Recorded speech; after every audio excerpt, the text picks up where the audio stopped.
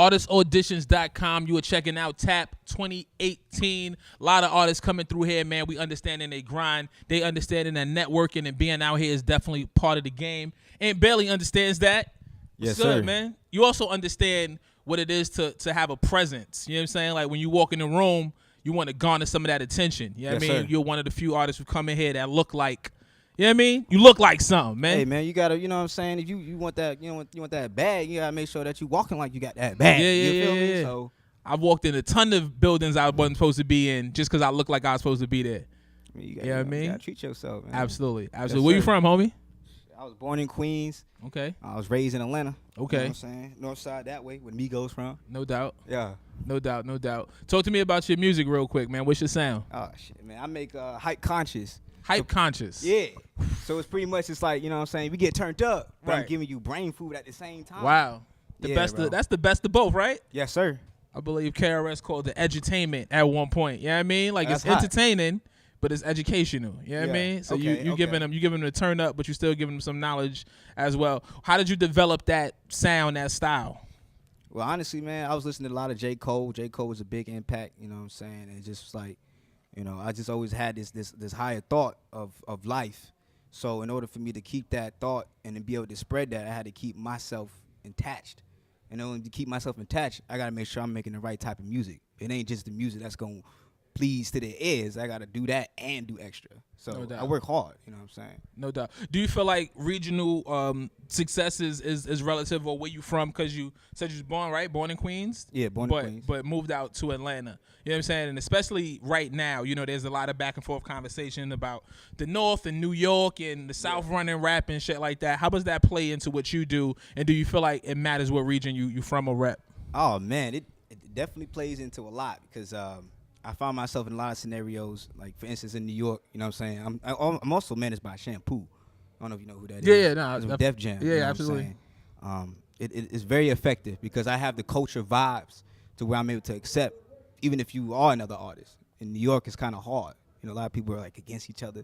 So I bring that vibe, you know what I'm saying? It's like, it is effective. It's very effective being from down south and then going up north and then having the two different, you know, places pretty much battling for the first spot, you know?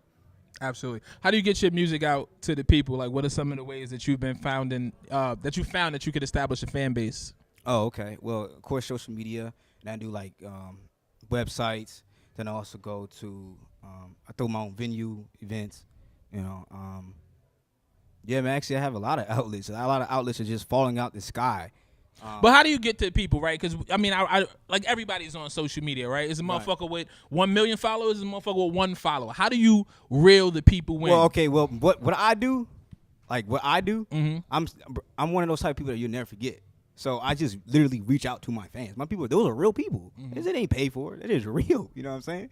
Because I've been doing like entertainment since I was like 16, bro. I had like my own dance group. I was famous on Facebook. You know what I'm saying? This has always been. It's not hard for me to be able to socialize. People don't notice and realize that they think it's just supposed to come to them just because they hot or just because they got the clout. But I actually talk to people. That's all I do. I just talk to them. They just like, all right, man. No doubt. And what's the importance of you being at something like TAP 2018? Why is it important to me? Yeah. Oh, man. It's very important because, for one, you know, TAP 2018, I don't know where other locations been at for the previous years, but it's in California. It's always been a dream for me to be here. You know, that's just one. And then two, being part of TAP 2018, it's like being part of South by Southwest. It's like it's a movement. It's music, man. It's very powerful. I'm blessed. You know what I'm saying? I'm thankful. I never been this far. I'm here now. You know what I'm saying? So, yeah, man, I got to turn up. And where we going to take it?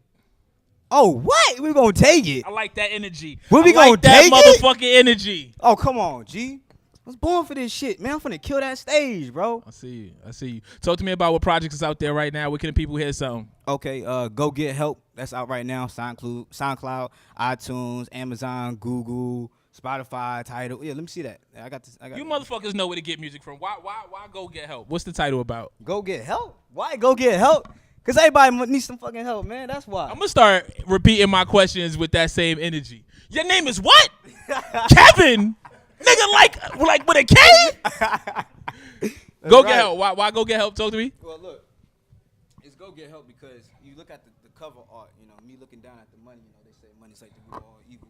I never always felt like I needed it. You know what I'm saying? A lot of my money I make is invested. I just flip it. I just keep flipping it. You know what I'm saying?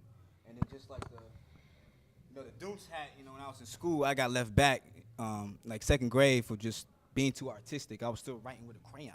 You know what I'm saying? Like I didn't pick up a pencil. I was still, and then yeah, man, it's very effective for the indigo children. Any indigo children out there that's listening or that will see this, I want you guys to just know, like, you are talented, you are creative, even through your ADHD, your ADD. I'm going to reach out to those people that think they can't be, even for your anxiety, all that stuff.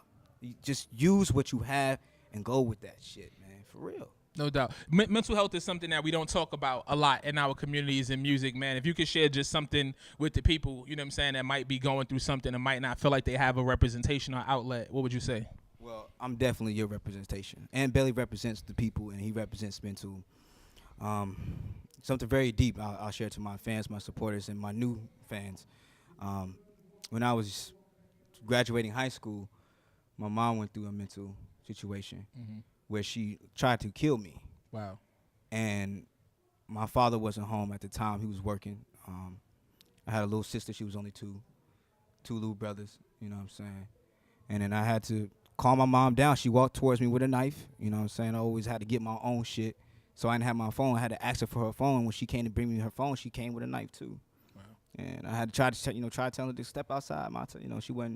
She didn't want to step outside, and I had to run to the back, and then I was closing the door. My door didn't really lock, and then she went to the back, and then she was banging on the door, and she was like, "You forgot your sister," and then I had to run out the room and go grab my little sister while I'm still trying to protect my little brothers. And yeah, man, it's very traumatizing, you know what I'm saying? But that's why I go as hard as I go. That's why I put what I feel and what I see into my music. Shit is real. I don't just try to just make anything. I actually try to have a target audience, you know what I'm saying? Yeah. No, that's real. If you put emotions like that into the music, that's going to resonate with people more than a catchy hook or a crazy beat, you know what I'm saying? Because it's real life shit, and everybody go through real life experiences. How you link with Shampoo? How I link with Shampoo. You ready for this story? You ready for this story? I got it. You gave me time to get ready because you re-asked the question. Okay. Well, look. I just came out to New York, you know what I'm saying, on some like faithful shit, on some signed God shit, and then I ain't really had much. I had like $200, bro, and I was just, you know what I'm saying, hustling, figuring out different ways. I figured out you can get money from picking up bottles and cans, so I was out there doing that shit. And then somebody saw me and it was like, "Yo, you got it. And then they blessed me with a job through the tattoo shop. Then it went from being in a tattoo shop. Somebody was like, "Yo, and I got connections with Def Jam, Yaza Blase Blase." They said, "Yo, do the showcase at this place in the Bronx." Yo, first night I did it. You can hit up Shampoo, hit up Conan, you know what I'm saying? They're going to be like, nigga Ant, bro, he got that energy. You know what I'm saying? I just killed it first night, knocked it down, and then from there, like, Shampoo invited me out to even further places. You know what I'm saying? They invited me out to Le Souk, where French Montana and Busta Rhymes was in there, and the writer with Chris Brown was in there, and they was playing my track. You know what I'm saying? All off the strength for me just believing in myself, seeing. Like, I was picking up bottles and cans, my nigga. Like, I wasn't selling drugs. I wasn't robbing people. I was picking up bottles and cans. And I wasn't just doing that. I was also cleaning the hood at the same time. People was like, "Yo, who is this dude doing this for?" Right. I said, "God, because I'm out here for a reason. I'm living for a reason. It's not me being in no building for no 9 to 5 all day." You know what I'm saying? I respect it. Like, man, I can get deep, man. I respect it. I like it. I ain't gonna sit here and hold you, man. I like the energy. I like what you're talking about. I like what you represent. I don't normally take these shits with me, but I'm gonna pop this in. We gonna ride out, man. We gonna understand what it's about. I appreciate you, G. Yeah. And Bailey, man, get involved with them. Let them know where they can find you on socials. Instagram, and Bailey the Great. Facebook, and Bailey. Twitter, and Bailey the Great. YouTube, and Bailey. Everything, and Bailey. Just go look me up, man. He got the Tap 2018 on his jacket. He got the Empire. He got 300. Oh, yeah. You know what I mean? 300 ENT, you know what I'm saying? That's what. He got Interscope. You know what I mean? Like, he out here. He doing his homework. All this auditions on the back. He understanding what's going to make him stand out. That's right. You know what I mean? Look at the motherfucking championship belt. Let them see the belt one time. That's it. We closing out on the belt. You heard?